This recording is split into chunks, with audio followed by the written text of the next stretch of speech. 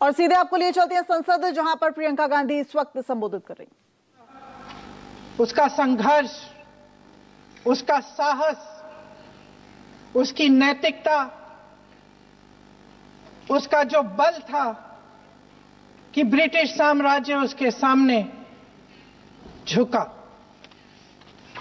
अध्यक्ष महोदय, वंदे मातरम उस आधुनिक राष्ट्रवाद की अभिव्यक्ति है जिसने भारत के लोगों को एक राजनीतिक और नैतिक आकांक्षा से जोड़ा, जिसने भारत के लोगों को एक साझा नियति के उत्तराधिकारी, एक साझा भविष्य के निर्माता के रूप में देखा। लेकिन आज की ये बहस मुझे कुछ अजीब सी लग रही है। जैसे मैंने कहा, ये गीत देश की आत्मा का हिस्सा बन चुका है। 150 सालों से देशवासियों के दिलों में ये गीत बस चुका है। 75 सालों से हमारा देश आजाद है, तो फिर आज इस बहस की क्या आवश्यकता है?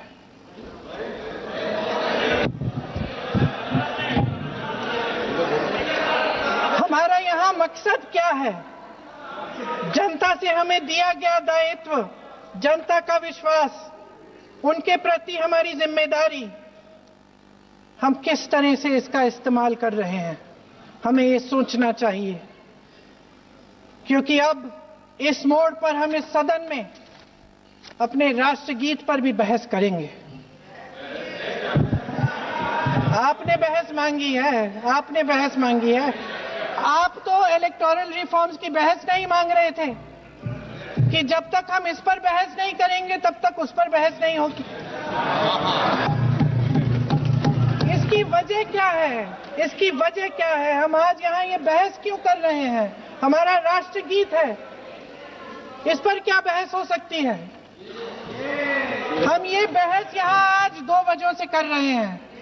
पहला कि बंगाल का चुनाव आ रहा है, हमारे प्रधानमंत्री अपनी भूमिका निभाना चाहते हैं उसमें। और दूसरी वजह ये है, ये मकसद है, पुरानी मकसद इनकी, अध्यक्ष महोदय, कि जिन्होंने स्वतंत्रता की लड़ाई लड़ी, जिन्होंने देश के लिए बड़ी बड़ी कुर्बानियां दी, उन पर सरकार नए आरोप लादने का मौका चाहती है। देश का ध्यान फिर से जनता के ज्वलंत मुद्दों से भटकाना चाहती है। यही एक मकसद है आपका। आपका मकसद है कि हम फिर से उसी अतीत में मंडराते रहें, उसी की तरफ हम देखते रहें जो हो चुका है, जो बीत चुका है। क्योंकि ये सरकार वर्तमान और भविष्य की ओर देखना ही नहीं चाहती, वे इस काबिल ही नहीं रही। सच्चाई ये है अध्यक्ष महोदय कि आज मोदी जी वह प्रधानमंत्री नहीं रहे जो एक समय में थे। सच ये है कि ये दिखने लगा है, उनका आत्मविश्वास घटने लगा है, उनकी नीतियां देश को कमजोर कर रही हैं। और मेरे सत्ता पक्ष के साथी चुप इसलिए हैं क्योंकि अंदर अंदर से वे भी इस बात से सहमत हैं। आज देश के लोग खुश नहीं हैं अध्यक्ष महोदय, परेशान हैं, तमाम समस्याओं से घिरे हुए हैं, और उन समस्याओं का हल आप निकाल नहीं रहे हैं। हाँ ठीक है, उसका भी बोल लेंगे, समय आएगा तो उसका भी बोल लेंगे। बल्कि कल समय आ रहा है, चुनाव पे चर्चा होगी, उस पे भी बोलेंगे। अध्यक्ष महोदय, इनके भी अपने लोग दबी जबान में कहने लगे हैं कि सारी सत्ता को केंद्रित करने से देश का नुकसान हो रहा है। इस बीच अगर हम अतीत की बातें नहीं करेंगे तो कौन सी बातें करेंगे? ये किसी और बात के काबिल ही नहीं है, सिर्फ ध्यान भटकाना है जनता का। इसलिए आज हम वंदे मातरम पर चर्चा कर रहे हैं। वंदे मातरम देश के कण कण में जीवित है, इस पर बहस नहीं हो सकती। लेकिन चलिए, आपने बहस मांगी, आप बहस करना चाहते हैं, बहस करते हैं। आज इस चर्चा को प्रधानमंत्री जी ने शुरू किया, उन्होंने भाषण दिया। और इसको कहने में कोई झिझक नहीं है कि भाषण अच्छा देते हैं, थोड़ा सा लंबा, लेकिन भाषण अच्छा देते हैं। सिर्फ एक कमजोरी है, अगर आप इजाजत दे तो मैं बोलूं, एक कमजोरी है। हाँ, उसी पे बोल रहे हैं। वंदे मातरम पे बोलो आप। अब सर मैंने तारीफ कर ली, थोड़ा आज विषय वंदे मातरम का है तो हम वंदे मातरम पर ही रखें, ठीक रहेगा। सर ये वंदे मातरम पे ही है। और आपने प्रधानमंत्री जी को सुना था, तब तो श्योरिटी है। सर भाषण बहुत अच्छा देते हैं, लेकिन तथ्यों के मामले में कमजोर पड़ जाए। बहुत कमजोर। इसमें भी एक कला होती है कि तथ्यों को किस तरह से जनता के सामने रखा जाए। मैं तो नहीं हूं, जनता की प्रतिनिधि हूं, कलाकार तो नहीं हूं। इसीलिए मैं भी सदन के सामने कुछ तथ्य रखना चाहती हूं, लेकिन सिर्फ तथ्य के रूप में रखना चाहती हूं।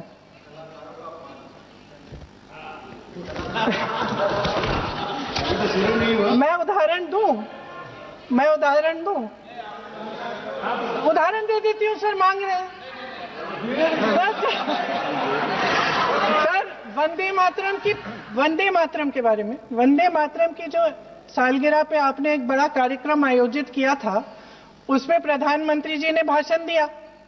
उसमें उन्होंने कहा कि 1896 में पहली बार गुरुदेव रविंद्रनाथ टैगोर ने ये गीत एक अधिवेशन में गाया। उन्होंने ये नहीं बताया कि कौन सा अधिवेशन था। महासभा, हिंदू महासभा का अधिवेशन था, आरएसएस का अधिवेशन था। किस बात से कतरा रहे थे कि ये कांग्रेस का अधिवेशन था। और उदाहरण दूं कि मैं अपना भाषण जारी रखूं। दे रही हूं। जो वंदे मातरम की जो क्रोनोलॉजी है वो भी आप समझिए, जो असली क्रोनोलॉजी है।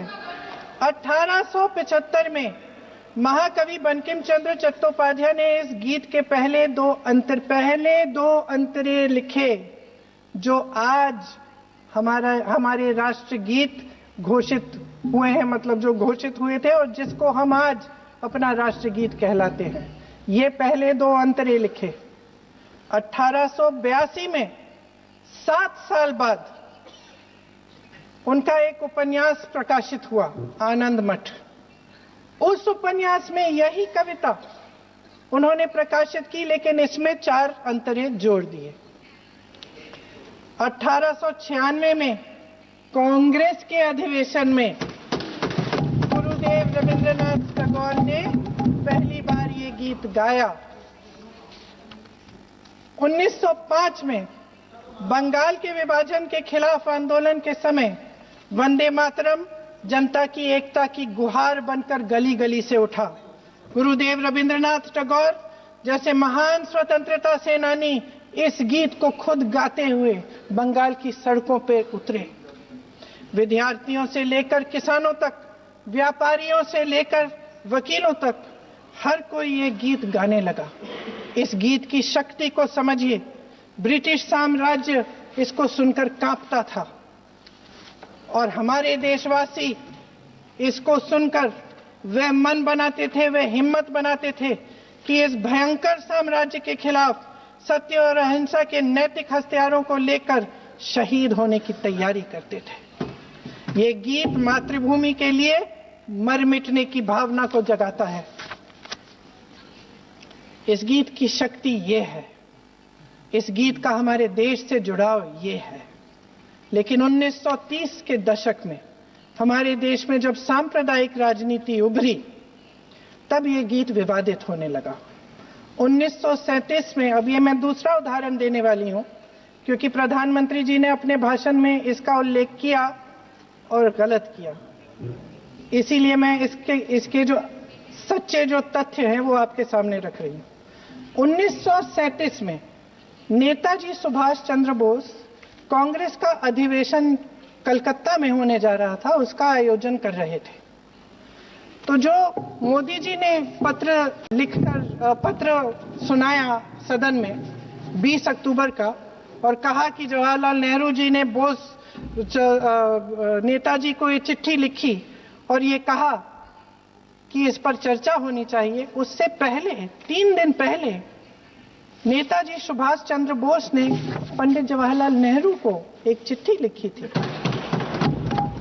जिसका जिक्र आपके प्रधानमंत्री ने नहीं किया। और इस चिट्ठी में सुन लीजिएगा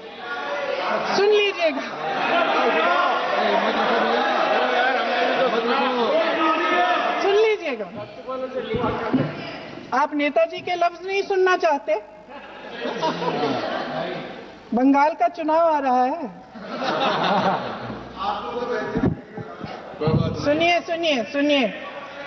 सुनिए। हाँ, कोई बात नहीं, हम तो देश के लिए हैं। हम देश के लिए हैं। आप चुनाव के लिए हैं, हम देश के लिए हैं।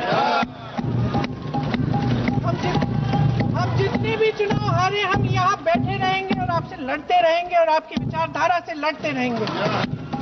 अपने इस देश के लिए, अपनी इस मिट्टी के लिए लड़ते रहेंगे। आप हमें रोक नहीं सकते।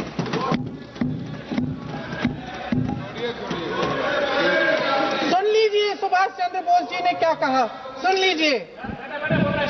My dear Jawahar, reference Vande Mataram, we shall have a talk in Calcutta and also discuss the question in the working committee if you bring it up there. I have written to Dr. Tagore to discuss this matter with you when you visit Santi Niketan. Please do not forget to have a talk with him when you visit Santi Niketan. ये 17 अक्टूबर को लिखी जाती है। 10 अक्टूबर को नेहरू जी इसका जवाब देते हैं और आपके और 20 अक्टूबर को, हाँ ठीक है, 20 अक्टूबर को नेहरू जी इसका जवाब देते हैं। इस जवाब की एक पंक्ति प्रधानमंत्री जी ने सुनाई, बाकी पंक्तियां क्यों नहीं सुनाई? क्योंकि उनमें नेहरू जी क्या कह रहे हैं? There is no doubt that the present outcry against Vande Mataram is to a large extent a manufactured one by the communalists. Whatever we do, we cannot pander to communalists' feelings, but to meet real grievances where they exist. I have decided now to reach Calcutta on the 25th morning. This will give me time to see Dr. Tagore as well as other friends. समझ रहे हैं आप? प्रधान चुप है तो समझ ही गए होंगे। फिर क्या होता है? फिर नेहरू जी कलकत्ता जाते हैं और गुरुदेव जी से मिलते हैं और उसके अगले दिन गुरुदेव जी एक चिट्ठी लिखते हैं जिसमें वो लिखते हैं, अंग्रेजी में चिट्ठी है, उसका एक अंश मैं आपको हिंदी में बता देती हूँ, जिसमें गुरुदेव जी कहते हैं कि जो 2 अंतरे हमेशा गाए जाते थे उनका महत्व इतना गहरा था कि उस हिस्से को कविता के शेष हिस्से तथा पुस्तक के उन अंशों से अलग करने में उन्हें कोई कठिनाई नहीं थी। उन्होंने ये कहा कि स्वतंत्रता संग्राम में हमेशा से वही 2 अंतरे ही गाए जाते थे और उनको गाते हुए कुर्बानी देने वाले सैकड़ों शहीदों के सम्मान के लिए उन्हें ऐसे ही गाना उचित रहेगा। उन्होंने यह भी कहा कि बाद में जोड़े गए अंतरों का सांप्रदायिक मायना निकाला जा सकता है और उस समय के माहौल में उनका इस्तेमाल अनुचित होगा। इसके बाद 28 अक्टूबर 1937 में कांग्रेस की कार्य समिति ने अपने प्रस्ताव में वंदे मातरम को राष्ट्रगीत घोषित किया। उन्हीं दो अंतरों को कार्य समिति की बैठक में महात्मा गांधी जी, नेताजी सुभाष चंद्र बोस, पंडित नेहरू, आचार्य नरेंद्र देव जी, सरदार पटेल जी, गुरुदेव रविंद्रनाथ टैगोर जी सब मौजूद थे। इस प्रस्ताव के ये सभी महापुरुष इस प्रस्ताव से सहमत थे। आगे क्या होता है ये भी सुना लूं। भारत की आजादी के बाद जब इसी गीत के इन्हीं दो अंतरों को 1950 में डॉक्टर राजेंद्र प्रसाद जी ने संविधान समिति में भारत को का राष्ट्रगीत घोषित किया, तब लगभग यही महापुरुष मौजूद थे। इनके साथ साथ B.R. अम्बेडकर जी भी सभा में थे और इनके साथ साथ मेरे सत्ता पक्ष के साथियों के नेता श्री श्यामा प्रसाद मुखर्जी भी मौजूद थे। वही दो अंतरे राष्ट्रगीत घोषित किए, किसी ने कोई आपत्ति जारी नहीं की, कोई आपत्ति नहीं जताई। वैसे इन तथ्यों के साथ जुड़ा एक और तथ्य भी है जो मैं यहाँ पे आपके सामने रखना चाहती हूँ। आज हम अपने राष्ट्रगीत पर बहस कर रहे हैं, लेकिन हमारा राष्ट्रगान भी एक कविता का एक अंश ही है, एक लंबी कविता का एक अंश है। और इन दोनों राष्ट्रगीत और राष्ट्रगान के अंश को चुनने में सबसे बड़ी भूमिका गुरुदेव रविंद्रनाथ टैगोर की थी।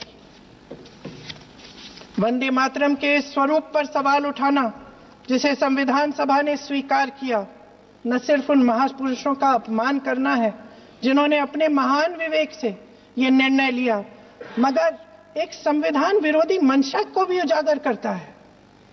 क्या सत्ता पक्ष के हमारे साथी इतने अहंकारी हो गए हैं कि अपने आप को महात्मा गांधी जी से, रविंद्रनाथ टैगोर जी से, राजेंद्र प्रसाद जी से, बाबा साहब अम्बेडकर जी से, मौलाना आजाद जी से, सरदार पटेल जी से, सुभाष चंद्र बोस जी से बड़ा समझने लग गए हैं? मोदी जी का अपने भाषण में ये कहना कि राष्ट्रगीत को एक विभाजनकारी सोच द्वारा काटा गया, उन सब महापुरुषों का अपमान है जिन्होंने अपना पूरा जीवन इस देश की आजादी की लड़ाई में झोंक दिया। वंदे मातरम को विभाजित करने का आरोप लगाकर आप पूरी संविधान सभा पर आरोप लगा रहे हैं, उसके हर एक नेता को दोषी ठहरा रहे हैं। यह हमारी संविधान सभा और हमारे संविधान का खुला वार है। और जहां तक जवाहरलाल नेहरू जी की बात है, जितनी देर हमारे प्रधानमंत्री देश के प्रधानमंत्री रहे हैं, 12 साल हो गए हैं, लगभग उतने ही सालों के लिए जवाहरलाल नेहरू जी जेल में रहे। किस लिए? इस देश की आजादी के लिए। उसके बाद 17 साल के लिए प्रधानमंत्री रहे। आप बड़ी आलोचना करते हैं इनकी, लेकिन अगर इन्होंने इसरो नहीं बनाया होता तो आज आपका मंगलयान नहीं होता। अगर DRDO नहीं बनाया होता तो तेजस नहीं बनता। अगर IIT और IIM नहीं बनाए होते तो हम आज IT में आगे नहीं होते। अगर एम्स नहीं बनाया होता तो हम कोरोना की जब बड़ी चुनौती का सामना कैसे करते? हाँ, वही इसका मतलब है इस मुद्दे का जवाब नहीं है आपके पास। अगर इन्होंने BHEL, गेल, सेल, भाखड़ा नंगल ये सब नहीं बनाया होता जो आप सब बेच रहे हैं, तो ये विकसित भारत कैसे बनता? और मत कहिए बाकी। पंडित जवाहरलाल नेहरू इस देश के लिए जिए। सुन लीजिए, बाकी भी बेच देंगे। पंडित जवाहरलाल नेहरू इस देश के लिए जिए और देश की सेवा करते करते उन्होंने दम तोड़ा। फिर भी सुन लीजिए, मेरी एक सलाह ले लीजिए। सर, मैं आपको आपके माध्यम से सलाह दे रहे हैं, हम छोड़ना नहीं है। सर, मैं आपके माध्यम से एक सलाह दे देती हूँ। हमारे प्रधानमंत्री महोदय 12 सालों से इस सदन में हैं, मैं मात्र 12 महीनों से हूँ। फिर भी छोटी सी सलाह है। उन्होंने अभी हाल ही में चुनाव था, कुछ महीनों पहले उन्होंने एक सूची निकाली थी कि विपक्षी दलों ने और विपक्ष के नेताओं ने कितने अपमान किए हैं इनके, और उसमें शायद 90-99 ऐसे उन्होंने अपमानों की सूची बनाई थी। तो मैं उनको एक छोटी सलाह देना चाहती हूँ कि नेहरू जी से जितनी भी शिकायतें हैं, जितनी भी गलतियां उन्होंने की आपके जहन में, जितनी भी गालियां देनी है, जितना भी अपमान करना है, उसकी भी एक सूची बना दीजिए। नहीं, बात खत्म नहीं है। 999 अपमान, 9,999 अपमान, सूची बना दीजिए और फिर हम एक समय निर्धारित करते हैं। जैसे हमने 10 घंटे आज वंदे मातरम पर हमने बहस किया है ना, उस तरह से हम अध्यक्ष महोदय जी से पूछेंगे, एक समय निर्धारित करेंगे, 10 घंटे, 20 घंटे, 40 घंटे, जितने घंटों में आपकी ये शिकायत पूरी हो जाए, माननीय सदस्य आप शांत हो जाए और हम बहस कर लेंगे। लेकिन इस सदन का कीमती समय, जिसके लिए हमें यहाँ पे जनता ने भेजा है, जैसे हमें जनता की समस्याओं को हल करने के लिए चर्चा करनी चाहिए, इस्तेमाल करना चाहिए, उसको एसी के लिए इस्तेमाल करिए। उसके बाद जैसे अंग्रेजी में कहते हैं ना, जैसे अंग्रेजी में कहते हैं कि once and for all let's close the chapter, close कर लीजिए। देश सुन लेगा क्या क्या शिकायतें हैं, किसने क्या किया, इंदिरा जी ने क्या किया, राजीव जी ने क्या किया, परिवारवाद क्या होता है, नेहरू जी ने कौन सी गलतियां की, सुना लीजिए, फिर खत्म। उसके बाद बेरोजगारी, महंगाई, महिलाओं की समस्याएं, पीएमओ में हो रहा है उसकी बातें, उसकी चर्चा, जो बैटिंग ऐप के बारे में हो रहा है पीएमओ के अंदर, आप सदस्य प्लीज, जो एप्स्टीन फाइलों में आपके मंत्री महोदय के नाम निकल आए हैं, माननीय सदस्य प्लीज आप वंदे मातरम में बोले। आप इधर उधर डाइवर्ट मत हो।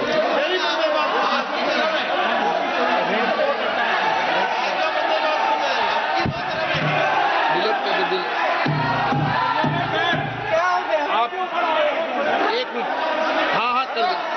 क्या हुआ? अंत में चली गए।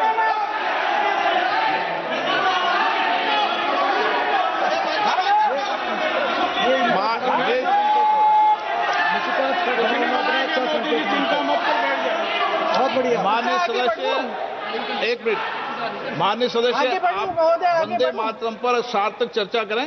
ठीक सर, इधर उधर डाइवर्ट यही थी सर, संक्षिप्त में बात यही थी, कोई डाइवर्ट नहीं होना हम चाहिए। अतीत अपन में को बातें करते रहते हैं। माननीय सदस्य नहीं, आप बिना तथ्यों के कोई बात नहीं करें। आप वंदे मातरम पे बोले उचित रहेगा।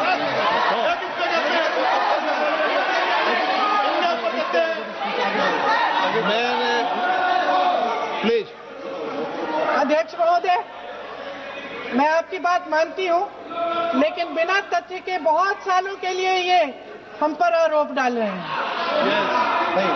हम चुपचाप सुनते हैं, इनको भी थोड़ी सी संतुलन होनी चाहिए, सुनने की थोड़ी सी हिम्मत होनी चाहिए। ये राजनीति है, हम बोलेंगे, आप वंदे मातरम बोलें। आप वंदे मातरम, वंदे मातरम सर। महोदय, आज की ये बहस सिर्फ ध्यान भटकाने के लिए की जा रही है, क्योंकि ये सरकार इस देश के वर्तमान की असलियत छिपाना चाहती है। आज देश का युवा कितना परेशान है, कितनी मुश्किल में है, पेपर लीक होते रहते हैं, बेरोजगारी है, महंगाई इतनी बढ़ चुकी है।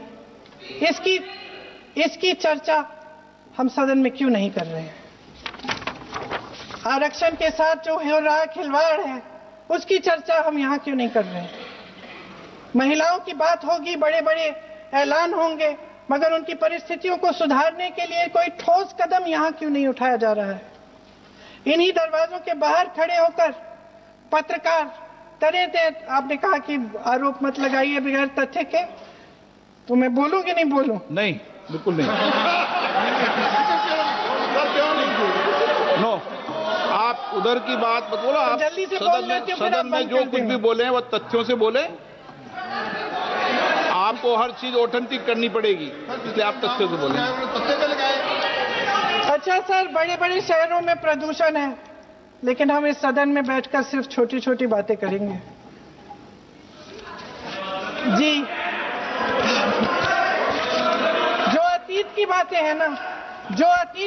हैं ना, जो बार बार आप चाहते हैं कि हम पीछे देखें, लेकिन हम आगे भविष्य की बात, वर्तमान की बात, जो असली समस्याएं हैं उनकी बात न करें, ये छोटी बात होती है। आप में हिम्मत है तो भविष्य की बात करिए, हिम्मत है तो बात करिए कि बेरोजगारी क्यों है, कि पेपर लीक क्यों होते हैं। आप चेयर को एड्रेस करें। आपको अच्छा, खत्म कर लेती हूँ, चेयर के एड्रेस करो आप। अध्यक्ष महोदय जी, सच्चाई ये है कि इनका शासन दमन का शासन है। इनकी राजनीति दिखावे की राजनीति है, इवेंट मैनेजमेंट की राजनीति है, चुनाव से चुनाव तक राजनीति है, तरह तरह के ध्यान भटकाने वाले मुद्दों की राजनीति है।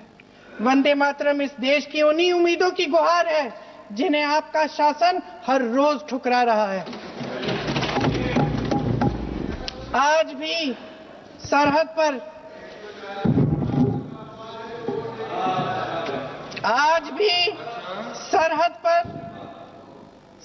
पर जवान जब दुश्मन का सामना करता है तो उसकी छाती में वंदे मातरम गूंजता है।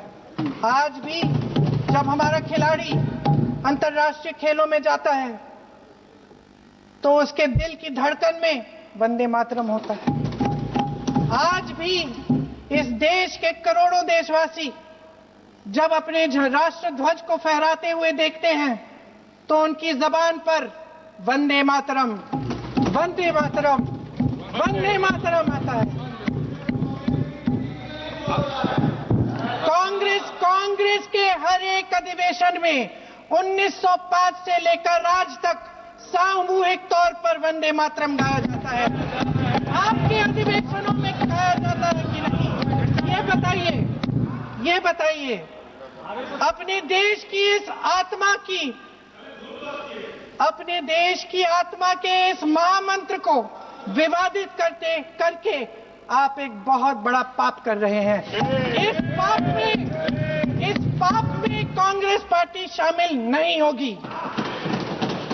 ये राष्ट्रगीत वंदे मातरम हमेशा से हमें प्यारा है, हमेशा से हमारे लिए पवित्र रहा है और हमेशा के लिए हमारे लिए पवित्र रहेगा। धन्यवाद।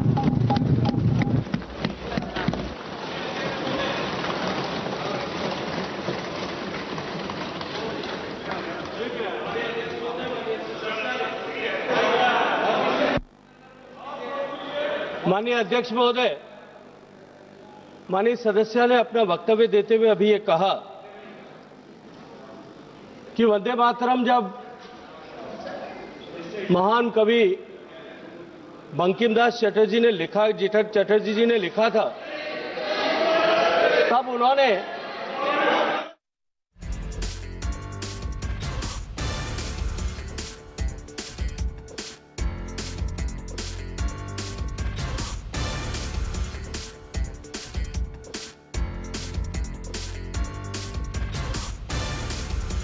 छुपाए प्रियंका गांधी ने संसद के भीतर ही कहा है वंदे मातरम पर लगातार संसद में चर्चा चल रही है। 10 घंटे की चर्चा और अब प्रियंका गांधी संसद में बोली है। उन्होंने कहा पीएम का आत्मविश्वास घटने लगा है। हम क्यों वंदे मातरम पर चर्चा कर रहे हैं? वंदे मातरम ने लोगों को जोड़ा है, ये हम सभी जानते हैं, हमारा राष्ट्रगीत है। इस पर बहस क्या है? इस पर बहस क्यों होनी चाहिए?